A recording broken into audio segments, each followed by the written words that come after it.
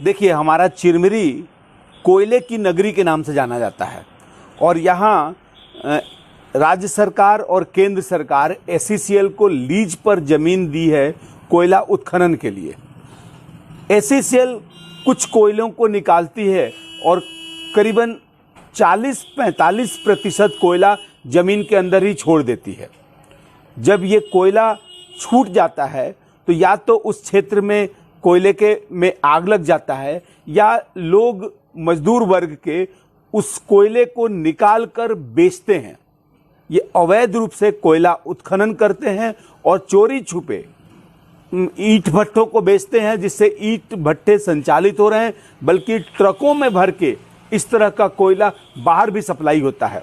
आपको जान के आश्चर्य और दुख होगा कि हमारे क्षेत्र में इस तरह से अवैध रूप से कोयला निकालते हुए कई स्त्री और पुरुष 10 से ज़्यादा मर चुके हैं। इस पर ना तो राज्य सरकार का कोई ध्यान जाता है, ना पुलिस प्रशासन का और ना ही एसईसीएल प्रशासन का। मेरा कहना है कि कोयला राष्ट्र की संपत्ति है और राष्ट्र की संपत्ति की रक्षा करने के लिए ही राज्य सरकार और पुलिस कार्यरत है। क्यों ये पता नहीं चलता है कि किसने इसको चोरी किया, किसने अवैध उत्खनन किया और किसको इस पर रोक लगाना चाहिए। निश्चित रूप से राज्य सरकार और पुलिस और साथ में एसईसीएल की घोर लापरवाही के कारण से इस तरह का अवैध उत्खनन होता है। जहाँ तक देखा जा रहा है, ये जितने भी माफिया कोयला माफिया हैं, इन पर किस प्रकार की कार्रवाई होनी चाहिए? देखिए, ये कोयला माफिया के नाम से एक बड़ा गिरोह इस क्षेत्र में काम कर रहा है। अवैध कोयला उत्खनन करता है और बाहर बेचता है, अवैध ईंट भट्टों को भी बेचता है।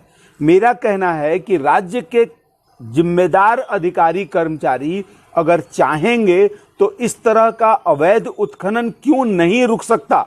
आप अधिकारियों से पूछिए, निश्चित रूप से वो पल्ला टालेंगे। वो कहेंगे कि काम चल रहा है, हम काम कर रहे हैं, हम अवैध उत्खनन रोक रहे हैं, परंतु रुकता हुआ कहीं नहीं दिख रहा है। अगर इसमें इनकी भी सेटिंग नहीं होगी तो इस तरह का उत्खनन हो ही नहीं सकता। जैसा मुझे भी जानकारी इस संबंध में, और हमने अपने जो भी राजस्व विभाग के अधिकारी हैं, कर्मचारी हैं, उनको हमने निर्देश दिया हुआ था कि उनकी जब्ती की कार्रवाई करें और उसका प्रकरण बनाएं। और जैसा आप लोग बता रहे हैं तो पुनः मैं उसमें निर्देशित करूंगा अपने अधीनस्थ अधिकारियों को कि उसकी जब्ती करके कार्रवाई करें और प्रकरण बना के भेजें, ताकि उनके प्रकार जुर्माने की जो भी कार्रवाई विधि संगत हो वो हो सके। काफ़ी लंबे समय से चल रहा है यहाँ पे ईंट भट्टों का कारोबार? नहीं, वो जानकारी में है, लेकिन कुछ परिस्थितियाँ ऐसी होती हैं कि कई बार हम लोग कार्रवाई करके भी कार्रवाई नहीं कर पाते हैं। कहने का मतलब ये है कि कई बार बहुत सारी चीज़ें हमारे साथ दिक्कत हो जाती हैं, और जो स्थानीय स्तर पे लोगों की मांग रहती है, जो भी यहाँ पे निवासी हैं, उनका भी उनको एक प्रकार से सहयोग रहता है कि उनको आवश्यकता होती है ईंटें की, तो स्थानीय स्तर पे उसकी आपूर्ति आती है। तो इस तरह से किसी के द्वारा शिकायत भी नहीं की जाती, ना उनको कोई आपत्ति होती है। और हमारे स्तर से कोशिश की जाती है, करते रहते हैं, लेकिन उस तरह से नहीं हो पाती जिस तरह से आपका सवाल है। बाकी आप लोगों ने अभी जो अच्छा सवाल उठाया है, उसको निस्संदेह उसकी कार्रवाई होगी और आपको कुछ दिनों के बाद उसके परिणाम देखने को मिलेंगे।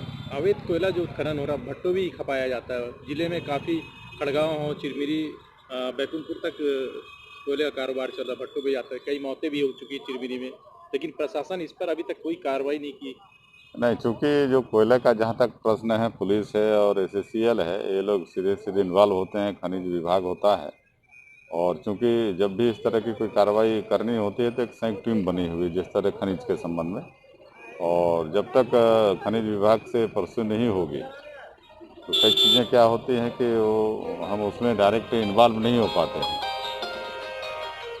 तो उसमें खनिज विभाग, पुलिस विभाग और राजस्व विभाग संयुक्त रूप से कार्रवाई करेंगे तो निश्चित रूप से उससे परिणाम आएगा। बैठक में क्या निर्णय